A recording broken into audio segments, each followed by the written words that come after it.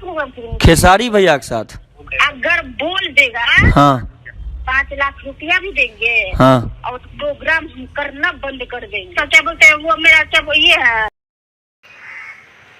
नमस्ते प्रणाम, हम विशाल यादव। तो आज माही मनीषा के ऊपर बात करने वाले हैं, जो कि माही मनीषा रिकॉर्डिंग में सुन ही लिए रहेंगे कि क्या बोल रहे हैं। तो खेसारी लाल के बारे में कुछ बोल रही थी कि खेसारी लाल जिस दिन बोल देगा कि हम उसके साथ में फ्री स्टेज शो की ये रहेंगे ना, तो उसको 5 लाख रुपया देंगे।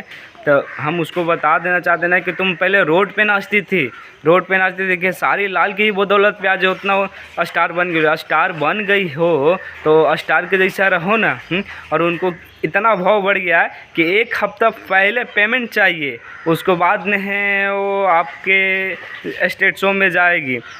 तो ये क्या औकात के बाद, मतलब औकात के बाद कर दी कि हैं हम खेसारी लाल के 5 लाख रुपया देंगे।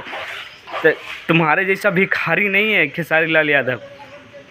कम से कम इज्जत करो खेसारी लाल को। तुमको वही शख्स है खेसारी लाल जो तुमको स्टार बना दिया। तुम पहले रोड पे नाचती थी।